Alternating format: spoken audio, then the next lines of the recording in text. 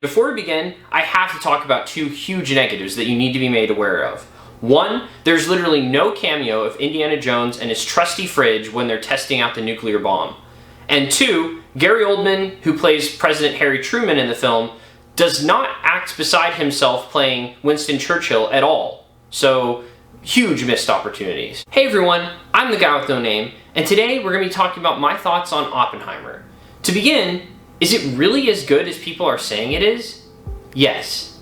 Yes, it is. The film Oppenheimer is actually based on a novel titled American Prometheus, The Triumph and Tragedy of J. Robert Oppenheimer. It's mostly biographical, but not in a traditional sense. For instance, the story is not linear and it contains many flashbacks and flash forwards.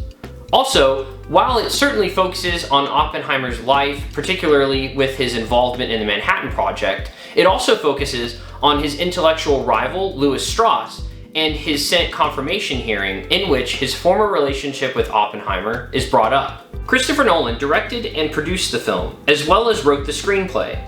It stars Cillian Murphy as Oppenheimer, Emily Blunt as Oppenheimer's wife, Katherine Oppenheimer, Robert Downey Jr. as Louis Strauss, and Matt Damon as Leslie Groves, the U.S. Army officer who oversaw the Manhattan Project. There is also a huge supporting cast of well-known actors, including Florence Pugh, Rami Malek, Josh Hartnett, Gary Oldman, and Alden Ehrenreich. So let me start off the positives by saying this. I think this film is a masterpiece, and I don't use that word lightly. In my opinion, it's Christopher Nolan's best-made film. The story is gripping from beginning to end, it's masterfully thrilling and tense, and there's rarely a dull moment. In fact, I would argue there really aren't any dull moments. If you're someone who's super big into history or science, this film is definitely for you. If you're someone who really isn't into history or science that much, this film is still for you. The acting is superb. There's not a single weak link throughout the entire cast. The visuals, sound design, editing, cinematography, all are amazing, and if you can, definitely see it in IMAX. The score by Ludwig Göransson is really unique and incredible, and it really adds to the overall pacing and thrilling nature of the film. Finally, the messages of the story are very thought-provoking and deep. For instance, the moral dilemma surrounding the creation of the nuclear bomb, its use, etc. is very engaging. The moral of the story seems to be that science and politics really don't mesh well, and this could be applied in a multitude of scenarios. It seems to comment covertly on cancel culture. Also, the film is very reminiscent of the quote in the Dark Knight trilogy by Jim Gordon concerning escalation.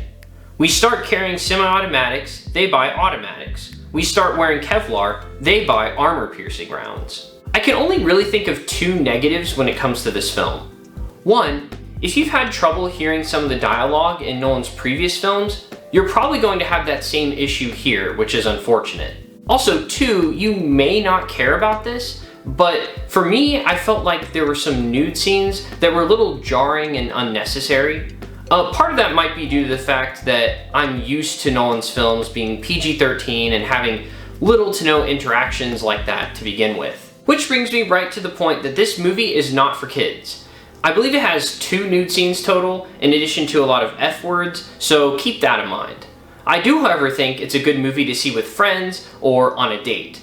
My wife and I saw this together, we both enjoyed it, and were blown away by it. If you've made it this far in the video, first of all, I want to let you know I really do appreciate it.